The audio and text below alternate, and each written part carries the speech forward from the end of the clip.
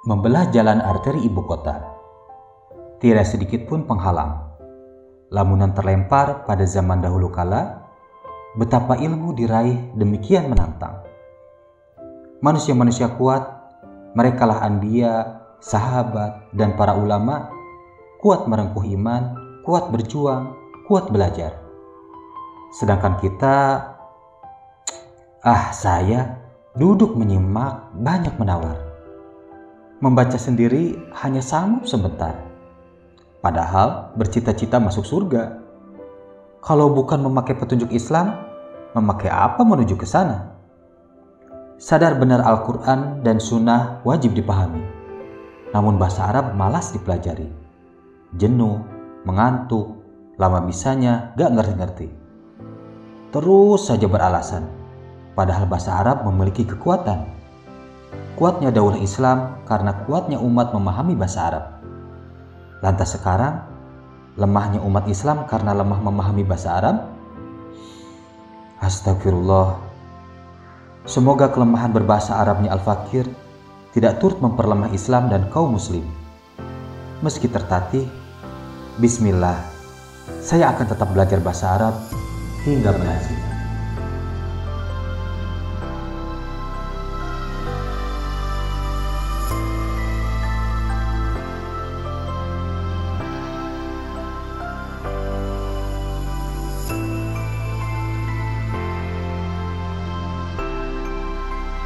Baik, bismillahirrahmanirrahim. Assalamualaikum warahmatullahi wabarakatuh. Ya, kembali bersama saya Muhammad Supriyadi di program Sapa Ustadz Ngaji Subuh. Jangan lupa like, share, dan subscribe. Baik, bersama saya sekarang ada guru kita Ustadz Irfan Abu Nafid. Beliau sudah tidak asing lagi sebetulnya ya, sudah tidak asing lagi, dan sekarang beliau sebagai mudir Ma'had Cinta Quran ya Ustadz? Cinta Quran Center. Cinta Quran Center. Ya, alhamdulillah kita insya Allah akan bincang-bincang singkat bersama guru kita Ustadz Irfan Abu Nafid tentang aktivitas beliau, mungkin ya aktivitas beliau. Nah, bagaimana Ustadz sekarang Ustadz di ini ya sebagai mudir Ma'had Cinta Quran Center nih. Bagaimana Ustadz pengalamannya Ustadz? Ini alhamdulillah luar biasa, amazing. Yang pasti ini menjadi ladang di antara ladang amal jariah, karena prinsipnya berbicara tentang ilmu, baik yang kita ajarkan secara offline ataupun juga online di ngaji subuh misalnya di kajian-kajian lainnya. Ini kan prinsipnya bagian dari amal jariah yang disebutkan baginda Rasulullah SAW itu merupakan bentuk ilmu yuntafa'u bihi. Jadi bagaimana caranya agar ilmu dipelajari dan dimanfaatkan. Terlebih di dalam kajian-kajian yang berbicara tentang Al-Quran.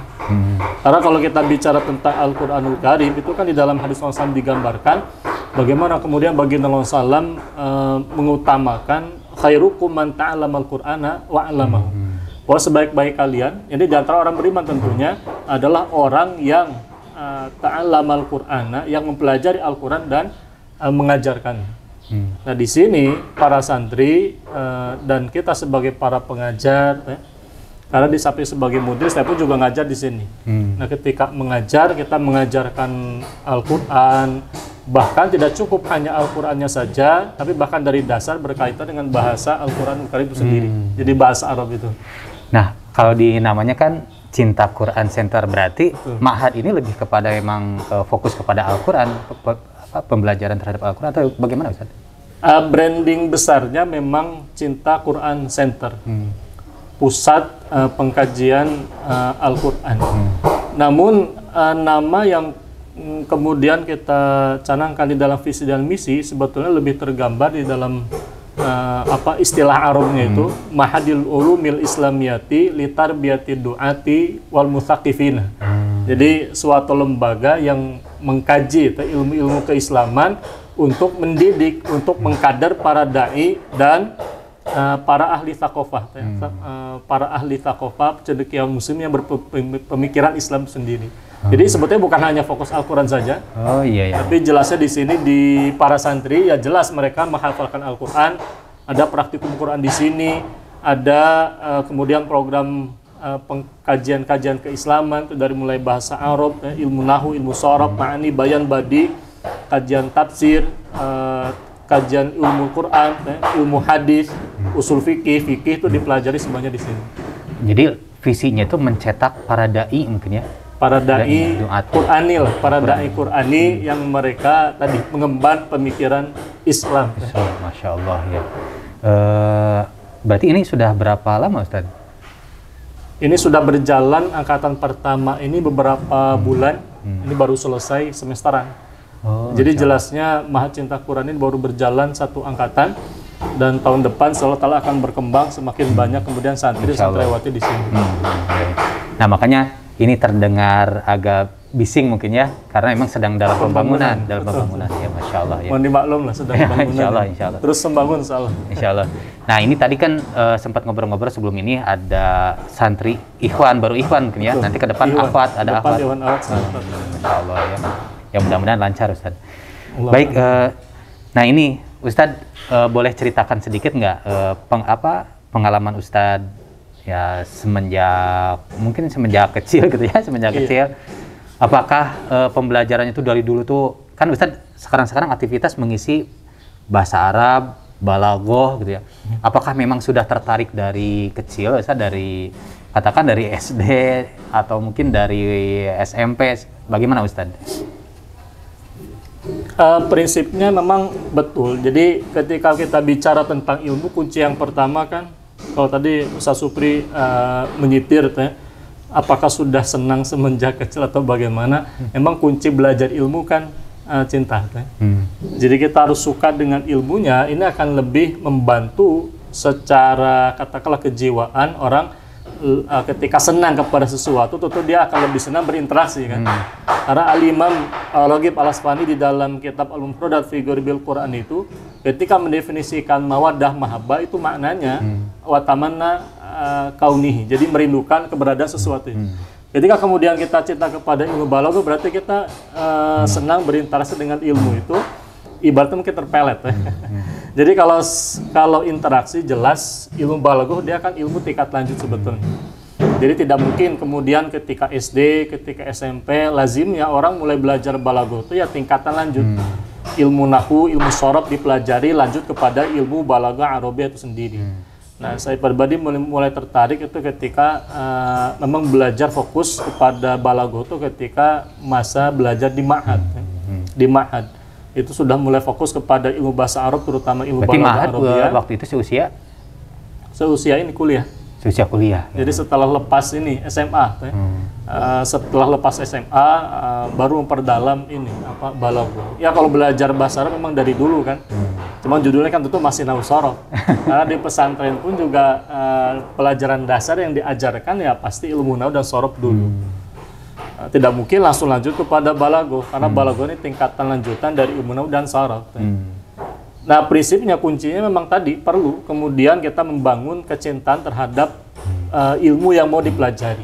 Jadi kalau misalnya antum mau mempelajari balaghah Arabiyah, pertanyaannya sejauh mana kemudian kita mencintai ilmu ini? Nah, sederhana sebetulnya alasan bagi seorang muslim kan. Kalau kita mendapati dalam ayat Al-Quran, Inna anzalnahu Qur'anan Arabiyyan la'alakum ta'qilun. Sesungguhnya kami menjadikan Al-Quran itu, menurunkan Al-Quran bacaan berbahasa Arab, mudah-mudahan kalian bisa memikirkannya. Nah, di dalam kitab ini, dalam kitab para ulama balaghah, mereka menegaskan Al-Quran itu mengandung tingkatan balaghah tertinggi. Kalau judulnya Al-Quran mengandung balaghah, kira-kira ilmu apa yang bisa mengulik, bisa menyingkap tabir-tabir balaghahnya Al-Quran, lebih lanjut kepada ijazul Quranul Karim itu sendiri, kalau bukan ilmu bahasa Arab, terutama ilmu balaghah Arabiyah. Nah, kalau kita mengaku cinta kepada Al-Quranul Karim, mau tidak mau berarti kita harus mempelajari ilmunya. Nah, ini kan motivasi paling kuat sebetulnya. Buktinya banyak. Berarti kalau belajar bahasa Arabnya itu sendiri, katakan nahwu shorab ya, Ustadz sejak kapan gitu? Ya, itu semenjak di sekolah itu, pesantren, di sekolah. Mahad. Itu sudah mulai kemudian mempelajari bahasa Arab dan nahwu shorab. Yeah. Karena kalau bicara tentang nahwu shorab, dia kan bicara tentang ilmu tata cara membaca kitab kan. Tentu ketika orang memasuki dunia pendidikan, kitab yang mau tidak mau dia sudah mulai diajarkan katakanlah belajar nosorof itu sendiri. Kalau balaghah memang lazimnya tingkat lanjutan. Ya, maksudnya begini Ustaz, kalau saya dulu SMP mungkin ya, jurumiyah gitu ya.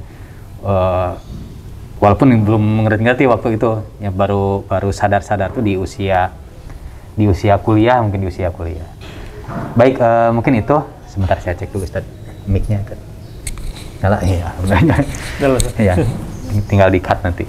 Nah, kemudian Ustaz, begini, ada beberapa pertanyaan yang ingin saya sampaikan Ustaz, terkait ini. Ya, ada mungkin, termasuk saya sebetulnya, ini juga mewakili pertanyaan teman-teman.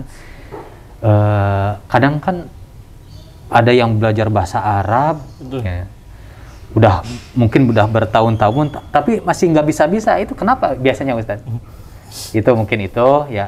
Dan yang kedua mungkin ada tips dari Ustadz, sepengalaman Ustadz belajar tuh berapa lama, mungkin apa yang harus dipelajari terlebih dahulu. Nah ini bagaimana Ustadz? Prinsipnya belajar balaghah itu dia masuk di dalam ungkapan Imam Syafi'i, mau belajar bahasa Arab, belajar fikih sama kan sebetulnya. Akhi lantana lal ilma illa bisittatin. Wahai saudara, engkau tidak akan pernah mendapatkan suatu ilmu, meraih suatu ilmu melainkan dengan 6 perkara itu. Di mana kemudian Imam Syafi'i menggambarkan yang pertama dia bicara tentang istihadin, kesungguhan, zakain, kecerdasan, irsin, perhatian. Yang tidak kalah penting adalah nasihati ustadzin wa tuli zamanin. Jadi perlu adanya bimbingan guru dan waktu. Nah, 2 hal ini yang rata-rata atau terkendala. Orang belajar bahasa Arab dari dulu. Ketika saya tanya, itu belajar bahasa Arab kepada siapa? Otodidak Ustaz. Ya, susah. Belajar membaca, katakanlah orang anak kelas 1 SD ibaratnya belajar membaca huruf ABCD. Bagaimana caranya bisa baca kalau tidak ada gurunya? Tentu membutuhkan bimbingan guru. Betul tadi kata Imam Syafi'i, nasihati ustadzin. Perlu adanya guru. Nah, guru ini yang kemudian nanti mengarahkan. Kitab apa yang dipelajari terlebih dahulu, termasuk di dalam pelajaran balaghah misalnya. Karena tidak mungkin kita judulnya belajar balaghah, tapi sudah masuk katakanlah kepada kitab ini misalnya apa? Jauhar Maknun misalnya. Itu kan tingkatan lanjut dari balaghah. Perlu tahapan-tahapan itu. Dari mana kita bisa mengetahui tahapan-tahapan belajar ilmu termasuk belajar balaghah? Itu tentu kepada gurunya, bimbingan gurunya, arahan gurunya. Makanya Imam Syafi'i mensyaratkan kita bisa meraih ilmu termasuk ilmu bahasa Arab itu dengan adanya bimbingan ustadz. Yang kedua butuh waktu. Butuh waktu ini sebetulnya 2 tahun efektif itu untuk memahami pengantar balaghah itu sudah cukup. 2 tahun efektif. Orang katakanlah selama 2 tahun efektif itu belajar dasar-dasar balaghah. Kenapa saya katakan 2 tahun? Karena Imam Syafi'i belajar bahasa Arab 20 tahun. Jadi, 20 tahun ya? Imam Syafi'i di dalam Manaqibul Imam Syafi'i belajar bahasa Arab itu 20 tahun. Yang dimaksud dengan beliau belajar bahasa 20 tahun itu belajar bahasa apa? Belajar ilmu apa saja? Kan banyak. Jadi kalau kita judulnya belajar Ulumul Lughatil Arabiyyati, nah kenyataannya Ulumul Lughatil Arabiyyati itu ada 13 cabang. Yang paling penting untuk para pembelajar, untuk para dai, para katakanlah para tulabul ilmi, yang paling penting itu wajib didahulukan itu ada 5 setidaknya. Ilmu nahwu, ilmu sharaf. Setelah nahwu sharaf baru lanjut kepada ma'ani, bayan dan badi. Itu ilmu balaghah yang 3 terakhir tadi. Nah, ilmu nahwu dan sharaf ini wajib didahulukan. Kenapa? Karena dia menjadi fondasi bagaimana kita bisa melafalkan huruf Arab, membaca dengan benar, itu menjadi dasar memahami makna secara benar. Karena di dalam syair Imriti dikatakan wa kana matluban asyadat talabi minal wara hifdzul lisanil arabi. Nah, di antara tuntutan sepenting-pentingnya tuntutan itu adalah mempelajari bagi makhluk itu hifdzul lisanil arabi, menjaga lisan Arab. Apa faedahnya? Kayyafahamu ma'ani al-Qur'ani wa sunnati daqiqatil ma'ani, untuk memahami makna-makna Quran dan as-sunnah secara mendalam. Wan nahwu aula awalan an yu'lama idil kalam dunaulan yufhama. Dan ilmu nahwu itu diutamakan karena tanpa ilmu nahwu perkataan tidak bisa dipahami. Jadi jelas nahwu shorof didahulukan, pelajari bagaimana cara membaca suatu lafal Arab ya. Kenapa lafal Nasoro dibaca Nasoro menjadi yang surut ya? Sebelum nanti belajar memahami makna-makna secara mendalam dalam kajian ilmu ma'ani, bayan dan badi, balaghah Arabiyah itu sendiri. Jadi memang perlu ada bimbingan ustadz, ada waktu yang kemudian digunakan. Nah prinsipnya 2 tahun kalau dia efektif belajar dasar, pengantar, nahwu, shorof, ma'ani, bayan, badi itu bisa. 2 tahun secara fokus itu bisa. Ketika kalau nahwu shorofnya sendiri itu berapa lama nahwu shorofnya sendiri? Prinsipnya seberapa lama kemudian waktu yang kita gunakan untuk kita dalami ilmu nahwu dan shorof itu tentu menentukan kedalaman teori-teori yang kemudian kita kaji. Tadi yang saya katakan 2 tahun fokus itu, kalau kita katakanlah belajar seminggu sekali ilmu nahwu, shorof, ma'ani, bayan, badi, katakanlah ilmu nahwu, ilmu shorof, lalu ilmu ma'ani, itu selama 2 tahun, 1 tahun belajar dasar-dasar nahwu shorof, lalu tahun berikutnya itu mulai masuk kepada ma'ani, bayan, badi, di samping lanjutan dari nahwu shorof. Itu bisa, program seperti itu bisa. Asalkan ya tadi, tepat gurunya, tepat metode dan kitabnya. Jadi sekarang kan sudah mulai ada sebutnya program 2 tahun itu. Ini sama seperti yang kemudian kita terapkan di sini. Di Cita Quran Center ini. Bagaimana 2 tahun para santri itu belajar ilmu nahwu, shorof, ma'ani, bayan, dan badi. Di samping hiwar misalnya. Nah, tadi saran dari saya prinsipnya itu waktu 2 tahun kalau kemudian kurikulumnya efektif itu bisa. Belajar ilmu nahwu, ilmu shorof selama 1 tahun itu dari dasar-dasar kemudian tingkat menengah nanti lanjut kepada pelajaran ilmu balaghah Arabiyah itu sendiri. Nah, cuma nanti perlu ditentukan orang mau milih programnya program kepesantrenan. Kalau program pesantren berarti ikut alurnya metode pesantren. Dari mulai nahwu misalnya nazam ajrumiyah kan. Nanti shorof pun juga dasarnya, balaghah pun juga, itu biasa waktunya lebih lama. Waktu lebih lama, tapi jelasnya ilmu bisa jadi lebih mendalam. Kalaupun tidak siap, maka bagi para karyawan misalnya, para karyawan ataupun juga orang yang sudah bekerja, waktunya sedikit, setidaknya itu menyiapkan waktu dalam seminggu itu ya belajar ilmu nahwu, belajar ilmu shorof. Minimal dalam seminggu itu ya 2 jam nahwu, 2 jam shorof misalnya. Itu dengan kitab-kitab. Bagaimana model kitabnya? Kitab yang dipelajari yang saya sarankan itu kitab-kitab yang ditulis oleh para ulama kontemporer. Yang judulnya Al-Arabiyatul li ghairi natiqin biha. Jadi teori-teori bahasa Arab yang memang ditujukan untuk orang-orang yang mereka bahasa ibunya bukan bahasa Arab. Metodenya tadi metode seminggu sekali itu. Kitab apa yang dimaksud itu sudah adalah beberapa judul kitab karangan Dr. Aiman Amin Abdul Ghani atau kitab-kitab silsilah yang dikeluarkan oleh Dr. Abdul Rahim Sofi dan tim itu yang pokoknya yang judulnya Al-Arabiyatu li ghairi natiqin biha. Itu biasanya program yang dicanangkan selama 2 tahun untuk tadi orang-orang yang bahasa ibunya bukan bahasa Arab. Nah, mereka belajar kitab itu, kitab karangan ulama kontemporer dengan catatan ada gurunya. Karena kalau tidak ada guru pasti bingung. Karena kitab-kitab itu pun juga sama bahasa Arab. Kitab-kitab bahasa Arab, teori bahasa Arab diajarkan dengan bahasa Arab. Nah, tentu membutuhkan guru. Karena bagaimana mungkin orang yang belum mengerti bahasa Arab bisa tiba-tiba bisa ngerti kalimat-kalimat Arabia. Jadi kuncinya 2 tadi, ada gurunya. Yang kedua, ada waktu yang digunakan untuk mempelajari kitab-kitab tertentu.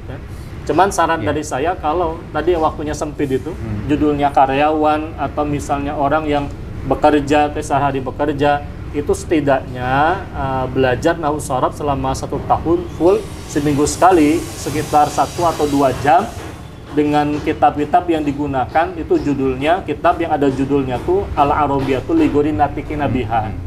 Itu kitab yang memang ditujukan untuk mereka yang bahasa ibunya bukan bahasa Arab dan metodenya bukan metode seperti pesantren. Kalau pesantren kan full ya, dari pagi sampai dengan malam belajar kitab-kitab Arab, runut kitabnya banyak, pelajarannya pun juga jelasnya perlu waktu lebih lama biasanya kan kita program pesantren itu. Baik, nampaknya ini di sini sudah semakin bising. Kita akan pindah saja dulu mungkin ya. Boleh. Ke dalam mungkin ya, ke dalam sambil lihat suasana ruangan masjid. Boleh sih. Baik, kita teruskan perbincangan kita tadi ya, karena tadi di luar bising. Sekarang kita ada di dalam Masjid Al-Fatih Cinta Quran Center. Nih, Masya Allah. Gimana? Ahlan wa sahlan. Ahlan wa sahlan, insyaallah. Ahlan bik. Nah ini, betul nggak sih bahasa Arabnya? Betul nggak ahlan bik jawabannya? Betul sih. Betul. Khawatir salah. Karena dulu sempatlah belajar sedikit. Nah, Ustadz, kadang ada begini, ada program belajar bahasa Arab 20 jam, 16 jam. Nah, menurut Ustadz sendiri, apakah efektif atau tidak pembelajaran seperti itu? Mungkin ada yang 150 menit gitu, atau bagaimana Ustadz? Prinsipnya tadi ketika Imam Nasyafi mengatakan watuli zabanin, ilmu, kedalaman ilmu membutuhkan waktu, karena tadi semakin lama waktu yang dicanangkan berarti semakin banyak ilmu yang disampaikan, yang dipelajari kan. Program-program seperti itu pada prinsipnya saya apresiasi, itu bagian dari upaya itu sebagian kaum muslimin, sebagian para pengajar, sebagian para ustadz itu dalam rangka memudahkan umat yang awam belajar bahasa Arab. Itu kita apresiasi positif. Namun kalau pertanyaannya tadi apakah efektif atau tidak, tergantung tujuannya seperti apa. Kalau orang misalnya ingin memperdalam teori ilmu nahwu, ilmu sharaf secara mendalam, tentu tidak cukup waktu-waktu yang tadi katakan 20 jam ya. Mungkin bisa dipelajari teori nahwu sebagiannya dalam waktu 20 jam, cuman dia teori sebagian. Tidak bisa kemudian masuk ke dalam ini cabang-cabang pembahasannya.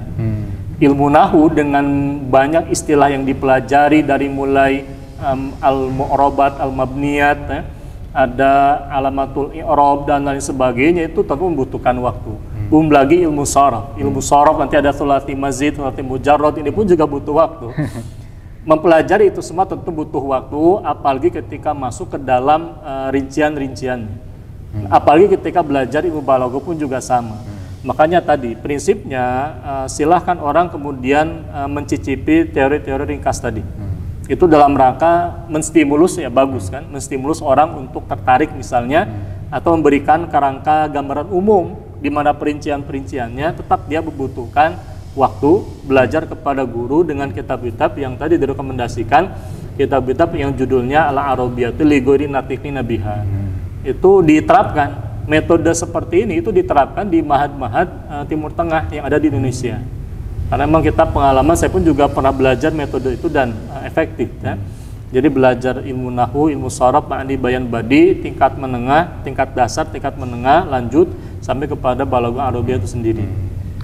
Jadi butuh ini. Kayaknya nanti bisa diterapkan juga di program Taskib Pesantren Digital Ustaz. Ini bisa menjadi alternatif.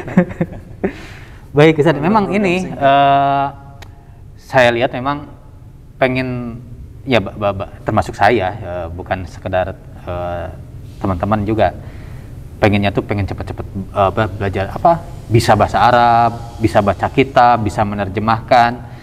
Tahu sih misalkan dari sisi kalau kita bisa bahasa Arab, baca kitab, bisa menerjemahkan, kita bisa mendapatkan buah-buahnya ilmu mungkin ya dari kitab-kitab, dari turos-turos.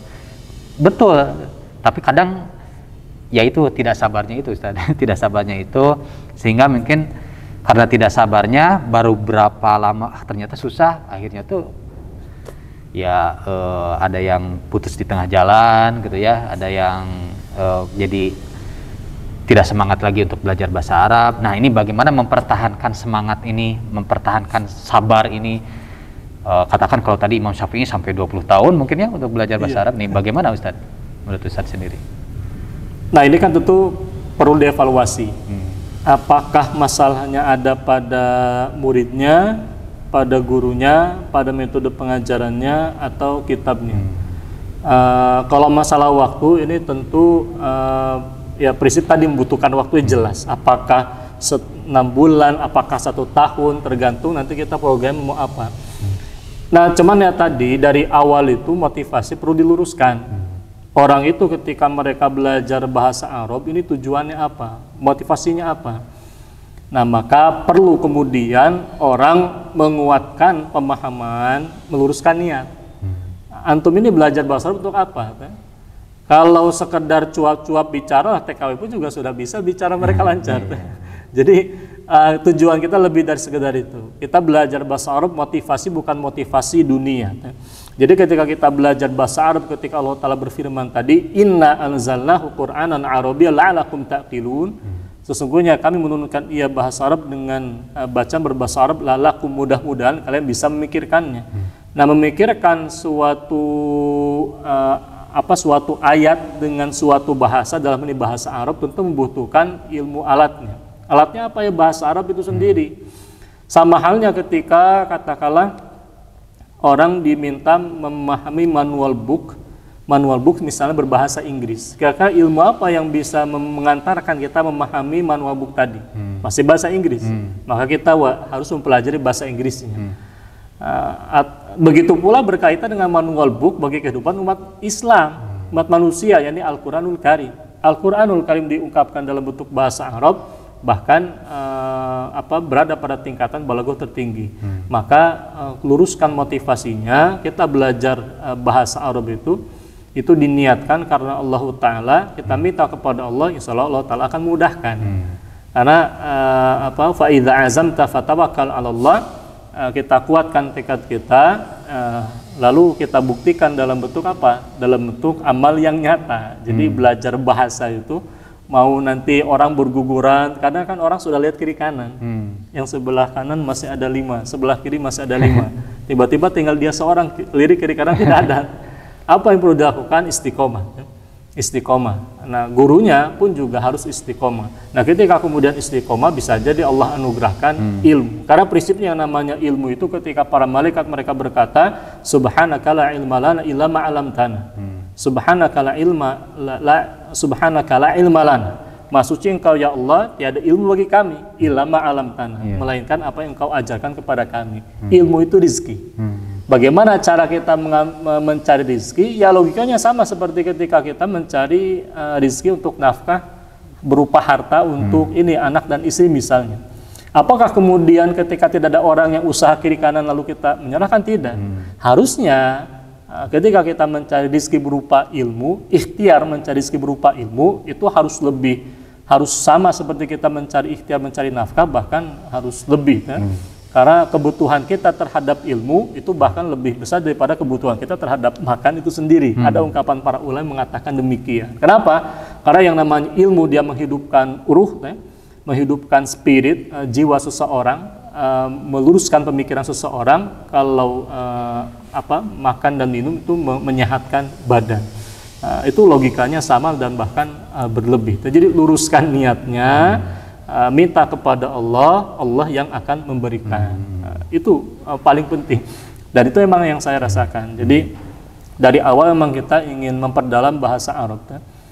Lalu ketika kita mendapatkan satu ilmu, kita ajarkan kepada yang lain. Nah, jangan pelit.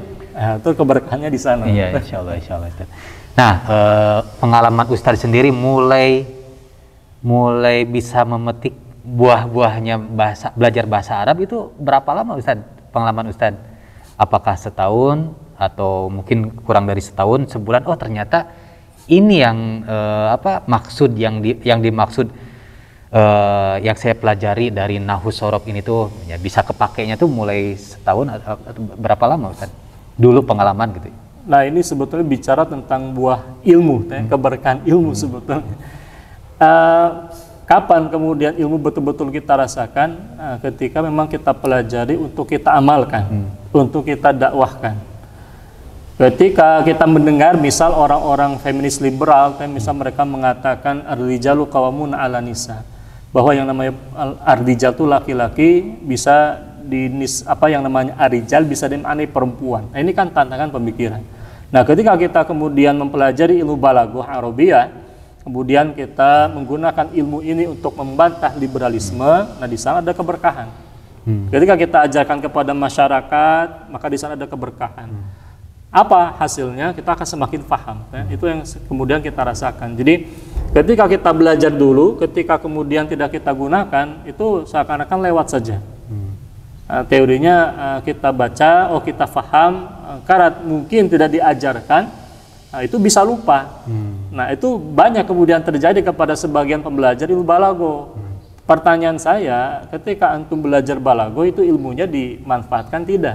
Diajarkan tidak? Didakwahkan tidak? Atau digunakan tidak sebagai ilmu alat? Judulnya dia ilmu alat. Ilmu alat itu seperti pisau misalnya. Itu kalau tidak dipakai, kena air dan sebagainya, dia akan apa? Berkarat. Rusak. Nah, begitu pula yang namanya balaghah Arabiyah, karena dia ilmu alat, maka jangan disimpan terus, dipakai. Digunakan untuk apa? Untuk dakwah Islam, menguatkan thaqafah dakwah, menguatkan thaqafah Islamiyah, membantah orang liberal yang menghalalkan LGBT. Lalu kita kupas bagaimana ilmu balaghah membuktikan bahwa yang namanya perbuatan liwat homoseksual misalnya haram. Kita kupas ayat demi ayatnya dengan ilmu balaghah. Ketika kita gunakan betul-betul, itu akan sangat mendongkrak kemampuan kita menganalisis, menguatkan pemahaman kita sendiri, termasuk juga menguatkan kecintaan kita terhadap ilmu balaghah. Karena betul-betul fungsional dalam rangka menguatkan keyakinan kita, menguatkan keyakinan masyarakat, menguatkan thaqafah pemikiran Islam itu sendiri. Itu barokahnya di sana. Jadi ini kunci juga ini penting. Ya, Masya Allah ya. Mudah-mudahan sahabat-sahabat ngaji subuh, termasuk ya wabil khusus saya sendiri, mudah-mudahan bisa lebih ini lagi ya, lebih istiqomah, lebih serius lagi untuk mempelajari bahasa Arab. Nah ini mungkin Ustadz bisa disampaikan dari sisi posisi hukum itu sendiri, hukum belajar bahasa Arab seperti apa Ustadz? Hukumnya apa? Sunnah, wajib, atau bagaimana Ustadz? Wajib apa wajib ain apa wajib kifayah? Para ulama itu mereka ketika berbicara tentang hukum mempelajari bahasa Arab, karena Al-Quran inna anzalnahu Qur'anan Arabiyyan la'allakum ta'qilun turun dengan bahasa Arab, maka para ulama mereka menyinggung kaidah kuliah, kaidah syariah.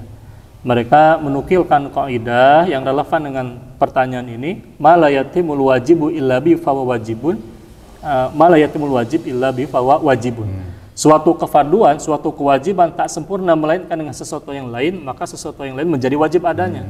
Kita mempelajari Al-Quran, ternyata Al-Quran tidak bisa kemudian didalami secara mendalam melainkan dengan bahasa Arab. Nahu, sorob, mani, bayan, badi terutama. Balaghah bahkan membuktikan ijazul Quran kan, itu dengan balaghah Arabiyah. Nah dalam hal ini maka mempelajari ilmu bahasa Arab khususnya nahu, sorob, mani, bayan, dan badi itu hukumnya wajib, fardu. Pertanyaan lebih lanjut adalah fardunya fardu apa? Apakah dia fardu ain atau fardu alal kifayah? Ini memang ada perincian dari para ulama. Jelasnya dia menjadi fardu ain tanda petik ditakyin kepada siapa? Kepada para ulama mufassir, orang yang memperdalam tafsir, orang yang memperdalam ijtihad hukum Islam. Itu menjadi kefarduan bagi orang-orang tersebut secara takyin, mereka wajib pelajari ilmu itu. Orang yang kemudian menjadi ijtihad mustahid di dalam makalahnya Al-Imam Taqiyuddin An-Nabhani itu rahimahullahu ta'ala di dalam kitab Sasiyah, jelas bagi orang yang ingin beristihad mereka wajib hukumnya menguasai bahasa Arab, termasuk juga nahu, sorob, mani, bayan, dan badi, balaghah itu. Kalau berkaitan dengan mufassir, nah dalam hal ini Al-Hafidz Jalaluddin As-Suyuti di dalam kitab Al-Itqan fi Ulumil Qur'an itu belum menyebutkan 5 syarat bagi mufassir. Dari belasan syarat ada 5 diantaranya. Apa 5 itu? Wajib menguasai ilmu nahu, menguasai ilmu sorob, menguasai ilmu ma'ani, bayan, badi. Bayangkan ilmu ini itu tidak disebutkan satu kata saja ilmu bahasa, tapi dirinci, dijadikan 5 syarat oleh siapa? Oleh Al-Hafidz Jalaluddin As-Suyuti. Jadi dari belasan syarat mufassir itu 5-nya disebutkan satu-satu, dijadikan satu persatu syarat. Ilmu nahu, sorob, ma'ani, bayan, badi. Beliau tidak mengatakan menguasai bahasa Arab saja, masih bias. Ini beliau sebutkan satu persatu itu. Nah, bagi umat Islam secara umum ya dia prinsipnya fardu alal kifayah. Jadi tidak boleh ada kemudian umat yang tidak ngerti bahasa Arab. Kenapa? Karena dia menjadi menjadi dasar bagi kaum muslimin untuk beristihad. Ketika bahasa Arab diabaikan dari potensi Islam, tidak ada kemudian orang mau beristihad. Ketika muncul fenomena-fenomena baru, kemudian umat tidak mampu beristihad, akhirnya mereka melakukan perbuatan melanggar syariat, apa yang terjadi? ya kelemahan demi kelemahan, maka memang itu pasti fardu. Kefarduannya dirinci, ta'ala alam bisawab. Atau memang ada beberapa kondisi, bahkan bisa menjadi kondisi fardu ain bagi seseorang untuk mempelajari bahasa Arab. Ada nggak kondisi tertentu, Ustaz, sehingga wajib gitu dia tuh harus bahasa Arab dulu? Apa kondisi yang tadi, kondisi itu saja untuk keperluan ijtihad? Prinsipnya kan begini, ketika seseorang kemudian dia misal ada sebagian pandangan yang menggambarkan ketika orang misal belajar kalimat-kalimat di dalam Al-Quran itu ketika sholat misalnya. Nah, alangkah ini tentu ketika seseorang yang bersangkutan faham, kenapa kemudian alhamdu dibaca alhamdu, itu bukan alhamdan. Ketika orang memahami bahasa Arab, maka terjaga dari kesalahan. Makanya para ulama itu mereka menekankan bahwa yang namanya pembelajaran terhadap bahasa Arab itu saunul lisani anil khata'i fil kalam. Itu para ulama bahasa menegaskan belajar bahasa untuk menjaga kesalahan lisan lahan ketika berbicara. Jelas itu menunjukkan ya kefarduan secara umum yang namanya bahasa Arab itu sendiri. Sebagai contoh, orang baca Quran misalnya, innama yakhsyallaha min ibadil ulama. Bagaimana cara kita membaca lafal Allah? Apakah Allah atau Allahu? Al-ulama apakah al-ulama'u atau al-ulama'a? Itu kan dalam ilmu nahwu dibahas. Salah harokat itu salah makna. Itu menunjukkan jelas adanya kefarduan kita mempelajari bahasa Arab itu sendiri. Jadi secara umum prinsipnya yang namanya kefarduan alal kifayah itu bukan kefarduan ditakyin kepada orang per orang. Prinsipnya fardu alal kifayah itu, maksud saya begini, prinsipnya fardu alal kifayah itu kefarduan bagi seluruh kaum muslimin. Bedanya dengan fardu ain, kalau fardu ain itu gugur ketika setiap orang melaksanakan. Kalau fardu alal kifayah gugurnya ya tadi ketika ada sebagian kaum muslimin melaksanakan dan sudah terpenuhi kewajiban tadi, maka gugurlah saqata'an baqin, gugur bagi yang lainnya. Tapi prinsipnya namanya kefarduan alal kifayah itu berlaku li jamil muslimina. Ini pendapat jumhur ulama termasuk Imam Syafi'i. Jadi yang namanya fardu alal kifayah itu kefarduan atas seluruh kaum muslimin. Nah, bedanya dengan fardu ain, fardu alal kifayah ketika terlaksana oleh sebagian dan terpenuhi, maka cukup. Itu kalau terpenuhi, kalau tidak berarti masih banyak PR-nya. Pertanyaannya, apakah kemudian bahasa Arab ijtihad sekarang sudah terpenuhi? Kenyataannya kan masih banyak kebutuhan umat terhadap para ulama mujtahid itu sendiri. Artinya kewajiban itu masih ada di pundak kaum muslimin. Nah, kita mau tidak berlomba-lomba itu. Harusnya kan kalau itu merupakan suatu kefarduan dan ada pahala kefarduan di sana, umat Islam itu harusnya berlomba-lomba semangat belajar. Oh, ini masa kita mau kalah sama orang lain bisa, kita tidak bisa. Padahal Allah mengatakan la'alakum ta'qilun. Mudah-mudahan kalian ketika dikatakan la'alakum, apakah terbatas kepada Ustadz Fulan kan tidak. Yang disuruh siapa? Antum semua umat Islam yang baca Quran, la'alakum ta'qiluna. Kalian bisa memikirkannya.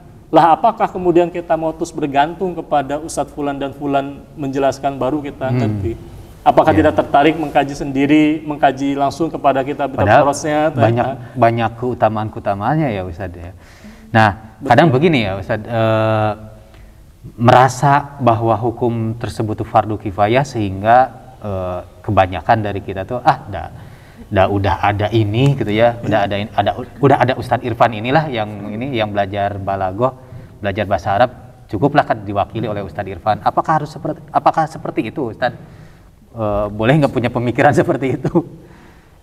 Bagi para dai, bagi para ulama itu fardu itu. Oh gitu. Bagi mereka yang menyatakan diri ini saya seorang dai, hamilud dakwah, hamilud dakwah, itu menjadi suatu kefarduan baginya untuk mempelajari bahasa Arab. Kenapa? Karena mereka sehari bicara tentang Al-Quran dan hadis Nabi SAW. Dalil. Jadikan dalil. Kadang harus baca kitab. Itu menandakan, menunjukkan bahwa seorang dai itu prinsipnya sama seperti tadi. Bagaimana seorang mufassir, seorang mujtahid wajib memiliki kemampuan bahasa Arab. Para dai saya kira itu bagian dari itu, karena mereka terbiasa bicara tentang Quran dan hadis Nabawi. Apalagi seorang guru, seorang musyrif mungkin ya Ustaz, seorang musyrif gitu ya. Ya jangan sampai ya salah gitu, untuk baca aja salah gitu baca. Ini kan menjadi bisa menjadi aib, bisa menjadi aib. Betul, itu PR. Harus ada kemudian ikhtiar upaya itu sendiri jelas. Ketika para guru kita menyodorkan kitab-kitab bahasa Arab itu kan menunjukkan apa? Mengisyaratkan berarti ya para pengemban dakwah itu harus ada upaya memahami bahasa kitab dalam kurung ya bahasa Arab itu sendiri. Nah, jadi kita berpikir produktif begini. Kalau kita menggantungkan sesuatu kepada orang lain, sesuatu di mana harusnya kita berlomba-lomba, nah memang nanti surga mau diwakili. Kita masuk surga mau diwakili sama Ustadz kan tidak. Ustadz Irfan duluan. Masuk surga pasti mau duluan semua orang kan begitu. Kenapa? Karena Allah Ta'ala berfirman, wasadi'u ila magfirati min rabbikum. Bersegeralah kalian menuju ampunan dari Rabb kalian. Nah, kalimat dalam ayat ini bersegera menuju ampunan. Kalimatnya ila magfiratin, maksudnya adalah ila syariatillahi azza wa jalla. Kenapa? Nah, ini bicara tentang ilmu balaghah. Contoh, dengan ilmu balaghah kita memahami ayat ini, wasari'u ila magfiratin min rabbikum. Yang disebutkan ila magfiratin min rabbikum, apa yang dimaksudkan? Yang dimaksudkan sebetulnya itu bahasa majaz, kiasan. Yang disebutkan kepada ampunan dari Allah, padahal yang dimaksudkan sebetulnya adalah syariat Islam yang kalau dia diamalkan ini akan membuahkan ampunan dari Allah. Nah, di dalam ilmu bayan ini namanya al-majaz al-mursal bil alaqatil musabbabiyati.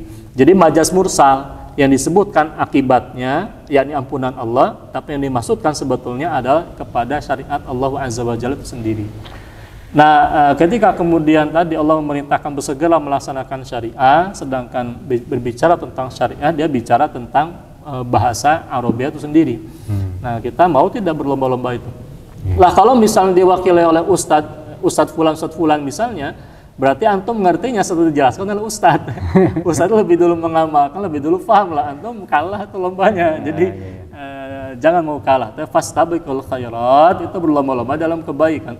Kalau prinsip saya begini, ketika ada ustadz lain yang belum menjelaskan, berarti saya harus menjelaskan itu. Nah, kita semangat. Ketika kemudian kita bicara tentang surat Muhammad ayat ke-7 misalnya, selama ini kita belum mendapati ada penjelasan tentang balaghah ayat itu. Oh, berarti kita harus masuk di sana. Nah, di sanalah kemudian ada motivasi yang besar. Makanya di antara buku yang kemudian saya tuliskan itu buku yang mengulas tentang balaghah Ali Imran 104. Kenapa? Karena belum ada yang menjelaskan. Berarti kita bisa masuk di sana. Nah, antum bayangkan ketika kita yang pertama kali menjelaskan dan ternyata dimanfaatkan oleh orang banyak, nah, kira-kira siapa yang akan mendapatkan transferan pahala? Nah, insya Allah yang pertama kali menyampaikan itu. Masya Allah. Dari generasi ke generasi itu. Nah, jadi harus ada kemudian upaya. Jadi tanda petik ibaratnya kalau masalah amal tuh itu serakus. Rakus amal tuh maksudnya ini betul-betul bil jiddi fastabiqul khairat. Nah, di antara majal amal itu tadi mengkaji, katakan menyajikan balaghah Al-Qur'anul Karim kepada masyarakat, menguatkan bukti ijaz, di samping menguatkan thaqafatul dakwah sendiri ini luar biasa. Kan? Iya. Beramal itu harus rakus, berilmu harus haus mungkin. Mungkin gitu. Ini quote hari ini. Quote hari. Bagus. Iya. Luar biasa nih Ustadz, dari perbincangan yang mungkin ya singkat ini banyak sekali ilmu yang bisa saya dapatkan, saya pribadi dapatkan, dan mudah-mudahan juga ini motivasi untuk teman-teman yang menyimak untuk segera berlomba-lomba dalam mengkaji ilmu, wabil khusus di sini bahasa Arab. Nah, ini Ustadz ada hadiah atau hibah kitab dari Jamaah Ngaji Subuh ya. Kita coba lihat. Nah, ini terbaca mungkin ya, I'rab Quran. Saya sendiri sebutnya tidak tahu kitab tentang apa ini, tapi kalau dari i'rab mungkin ada hubungannya dengan i'rab di ilmu nahwu. Nah, bahkan saya ingin katakan begini, jazakumullah khairan katsiran. Ini kitab ini ketika memang saya pilih itu memang karena kitab ini mengandung nahwu, sorof, ma'ani, bayan, badi. Jadi gitu. Bukan sekedar i'rab saja. Kan i'rab itu kan nahwu. Ya, di ilmu nahwu tadi tagiru awakhiril kalimik ya. Ayo, betul. Berubahnya ujung kalimat. Betul. Ini bukan sekedar itu. Bukan. Makanya kita pilih kenapa? Karena kitab I'rabul Quran wa bayanuhu karangan Al-Allamah Muhyiddin Darwis ini dia kitab 9 jilid ya, kurang lebih 80 jilid Ustaz. Itu kitab yang kontennya itu mengandung tadi kajian Al-Qur'an dari aspek nahwu, shorof, ma'ani, bayan, badi. Jadi semoga saja jamaah yang kemudian berdonasi termasuk juga tim mengaji subuh Ustaz Supri terutama dan kawan-kawan ini menghibahkan kitab ini bisa bermanfaat untuk kita gunakan menguatkan faktor dakwah. Ini menjadi amal jariah bagi kita semua. Amin, amin. Jadi kita bagi-bagi pahala insyaallah dari Allah Ta'ala. Ya, kita juga ingin kebagian pahalanya dari Ustadz Irfan. Dari wasilahnya Ustadz Irfan membacakan nanti kitab ini untuk para jamaah, untuk umat ya, untuk di sini di Ma'had Cinta Quran ya, kepada para santri. Insya Allah kita kebagian pahalanya menjadi jariah pahala untuk kita semua. Bahkan ini daftar di sini satu kitab Faharis ini. Daftar isi saja satu kitab ini, daftar isinya. Daftar isinya?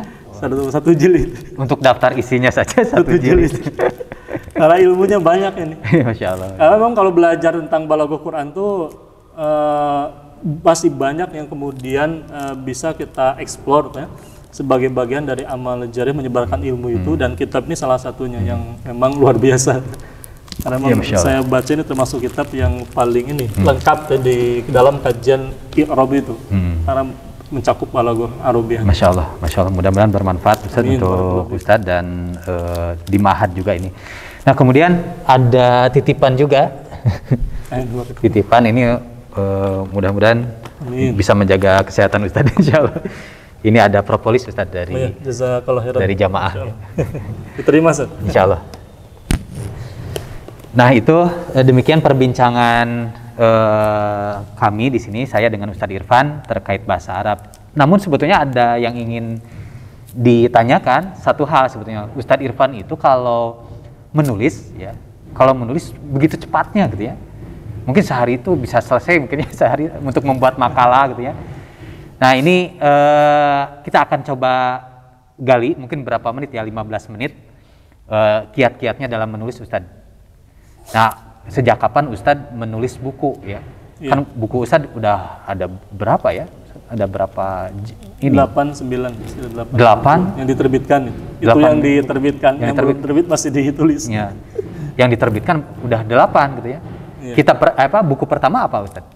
Buku pertama yang diterbitkan. Karena memang ada buku pertama yang ditulis, ada buku pertama yang diterbitkan. Buku pertama yang kemudian saya tuliskan itu SMA. SMA tuh udah nulis? SMA sudah mulai nulis. Itu dalam bentuk majalah-majalah, naskah buku, sudah ada yang semenjak ketika SMA sudah saya tulis buku tentang apa itu? Demokrasi. Oh, tentang demokrasi. Demokrasi sudut pandang Islam itu SMA saya tulis. SMA udah nulis.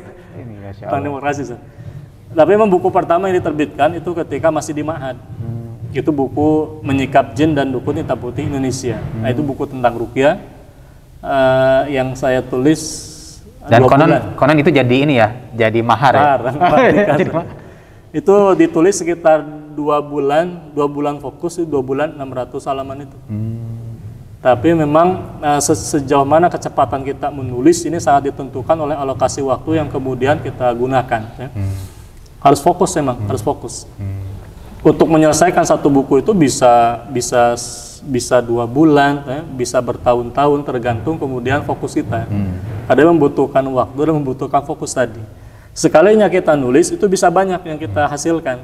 Tapi ketika memulai kembali karena terselang-seling dengan aktivitas ini menjadi tantangan. Saya kira setiap penulis pun juga merasakan hal yang sama. Tapi ya tadi menulis itu harus dianggap sebagai suatu kebutuhan. Jadi dijadikan habits lah. Orang ketika dia menulis itu dia anggap sebagai suatu hobi yang menjadi habits. Itu kan luar biasa.